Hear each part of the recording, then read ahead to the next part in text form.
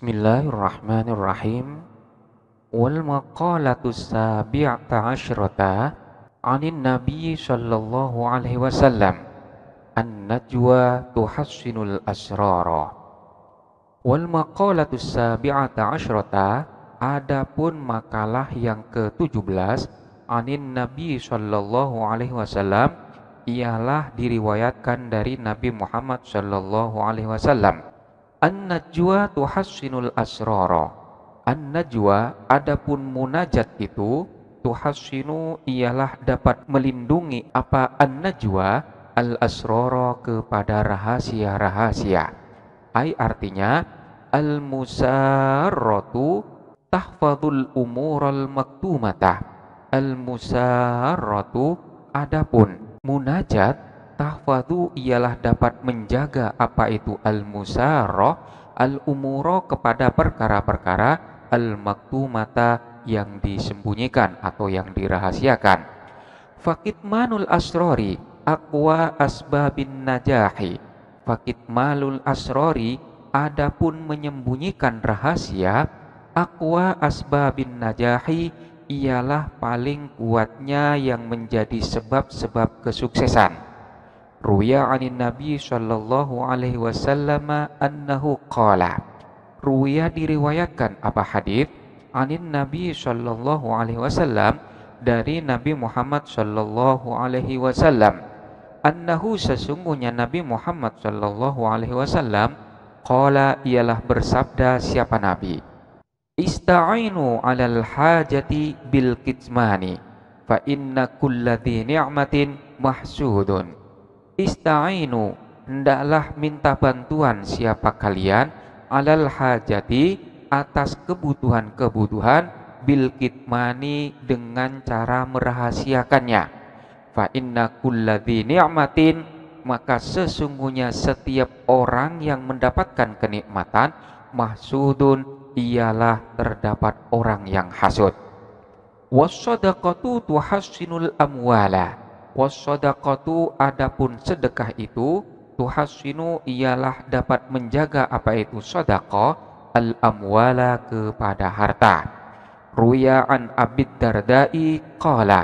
Ruya, diriwayatkan an Abi Darda, dari Abi Darda, qala, padahal berkata siapa Abi Darda, qala Rasulullah sallallahu alaihi wasallam, bersabda siapa Rasulullah sallallahu alaihi wasallam, ma min yaumin gharabat fihi syamsuhu illa wa malakani yunadiyani. Ma, tidak, min yaumin, adapun hari, gharabat, ialah tenggelam, fihi, di dalam yaum, syamsuhu, apa mataharinya yaum, illa, kecuali, wa malakani, padahal adapun dua malaikat, yunadiyani, ialah berdoa siapa malakani. Allahumma a'ti munfiqan khalafan wa mumsikan talafan. Allahumma, ya Allah, a'ti, mudah-mudahan memberikan siapa engkau, munfikon, kepada orang yang menginfakkan hartanya, khalafan, kepada penggantinya, wa mumsikan, dan kepada orang yang menahan hartanya, talafan, kepada kerugian. Wa unzila fi dzalikal qur'anu, wa unzila, dan diturunkan, fi dzalika, dalam hal tersebut, al-qur'anu, apa ayat Al-Qur'an. Fa amma man a'ta wattaqa wa saddaqa bil husna fasanuyassiruhu lil yusra. Fa amma man, adapun orang, a'ta, ialah memberikan siapa man, wattaqa, dan bertakwa siapa man, wa saddaqa, dan membenarkan siapa man, bil husna, kepada pahala yang terbaik, fasanuyassiruhu, maka akan memberikan kemudahan siapa kami Allah, hu, kepada itu man, lil yusra, kepada jalan yang mudah. Ayat tersebut terdapat pada surah Al-Lail, yaitu ayat 5 hingga ayat 7. Qala Ibnu Abbasin radhiyallahu anhuma, qala, berkata Ibnu Abbasin, siapa putranya Abbas, radhiyallahu anhuma, radhiya, semoga memberikan kerelaan, Allah, siapa Allah, anhuma kepada keduanya, yaitu Abdullah dan Abbas. Artinya man a'ta fima umira wattaqa fima hadara wa saddaqa bil khalafi min a'ta'ihi fasanuhayyi'uhu lil khoslatil lati tuaddi ila rahatin. Man, adapun barang siapa, a'ta ialah memberi siapa man, fima terhadap sesuatu, umiro yang diperintahkan siapa man, wattaqa dan bertakwa siapa man, fima terhadap sesuatu, hadara yang ada apa ma, wasaddaqa dan membenarkan siapa man, bil khalafi terhadap pengganti, min ataihi dari pemberiannya man, fasanuhayyi'uhu maka akan menyiapkan siapa kami Allah hu kepada man, lil khoslati pada sesuatu, allati yang tuaddi yang dapat mendatangkan apa allati, ila rohatin pada kesenangan, yaitu sorga. Dalam makalah yang ke-17 ini diriwayatkan dari Nabi Muhammad Shallallahu Alaihi Wasallam bahwa beliau bersabda, munajat itu dapat melindungi segala rahasia. Maksudnya adalah munajat dapat menjaga segala perkara yang disembunyikan atau yang dirahasiakan. Sedangkan menyimpan rahasia itu dapat menjadi sebab utama tercapainya suatu kesuksesan. Sebagaimana yang telah disabdakan oleh Rasulullah Shallallahu Alaihi Wasallam, minta bantuanlah kalian dengan cara merahasiakan untuk mendapatkan segala kebutuhan. Karena sesungguhnya bagi setiap orang yang memperoleh kenikmatan itu ada orang yang hasud. Selanjutnya sedekah itu dapat melindungi terhadap harta.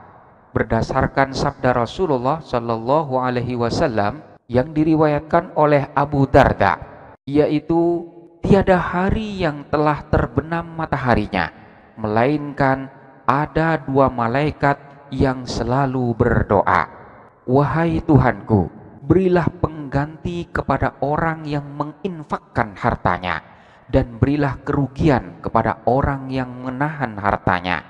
Berkaitan dengan hal itu, Allah menurunkan firman-Nya di dalam surah Al-Lail, yaitu pada ayat 5 hingga ayat 7. Adapun orang yang memberikan hartanya di jalan Allah dan bertakwa serta membenarkan adanya pahala yang terbaik, yang dalam hal itu adalah sorga, maka kami Allah akan menyiapkan baginya jalan yang mudah. Tentang firman Allah ini, Ibnu Abbas radhiyallahu anhu mengatakan, barang siapa yang memberikan sedekah sesuai dengan apa yang telah diperintahkan dan bertakwa dalam menangani apa yang ada, serta membenarkan adanya pengganti dari sesuatu yang telah dikeluarkannya, maka Allah akan mempersiapkan baginya suatu tempat yang penuh dengan kesenangan, yaitu sorga. Kaidah nahwu dan sorof yang perlu kita perhatikan adalah, yang pertama kita perhatikan lafaz an-najwa tuhassinul asrara. Kita perhatikan lafaz tuhassinu. Lafaz tuhassinu ini adalah fi'il mudhari' dengan huruf mudhara'ah yang berupa ta.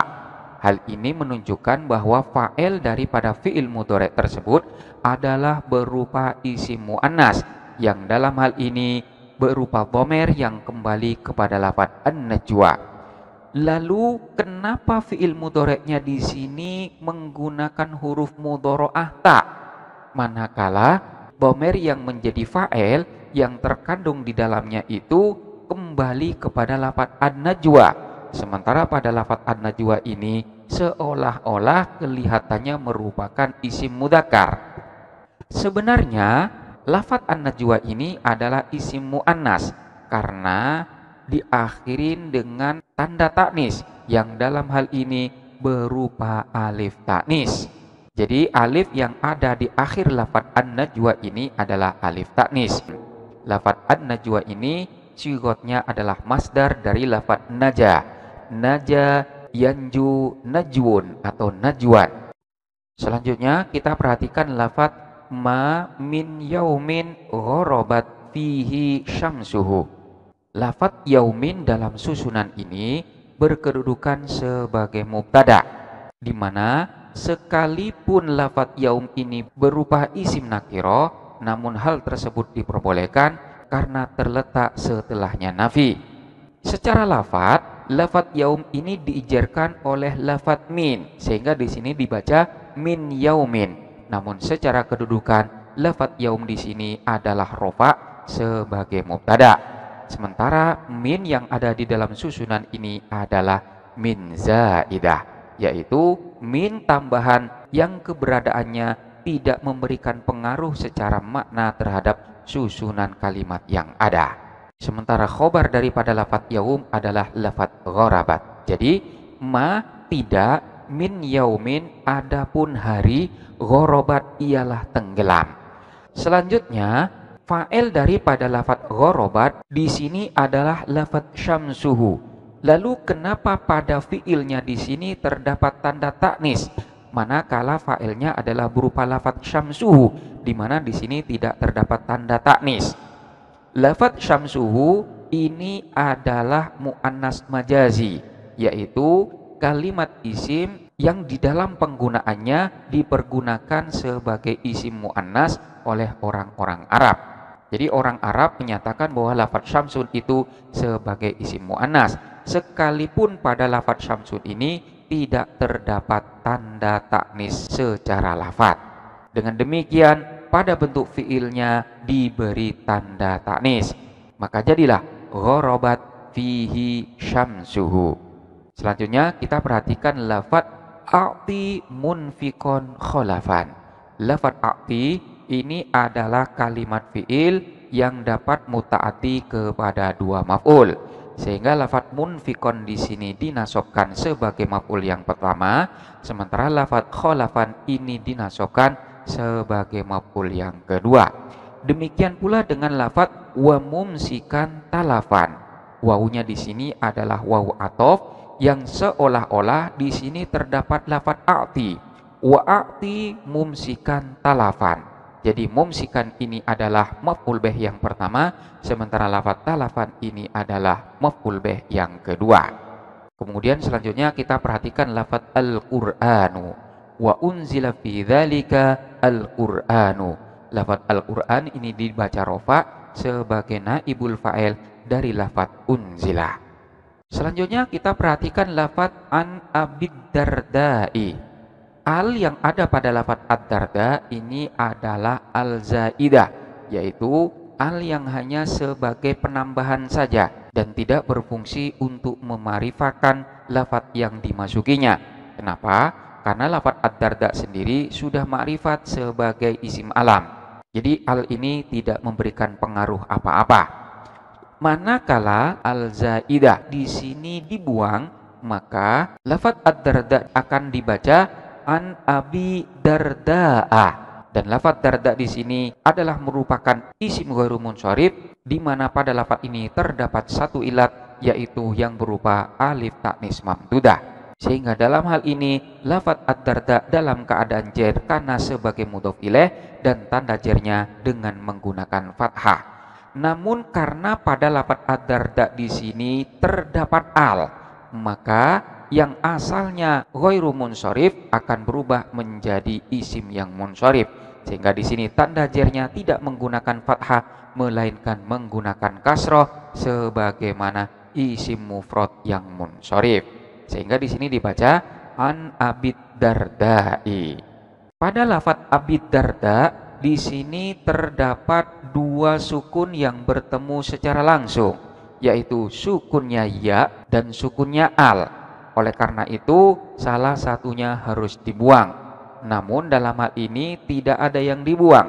Hal tersebut terjadi karena bertemunya dua sukun tersebut terjadi di dalam dua kalimat. Jadi tidak terjadi di dalam satu kalimat, sehingga yang dibuang di sini hanya dalam segi pengucapannya saja, namun secara penulisan tetap ada.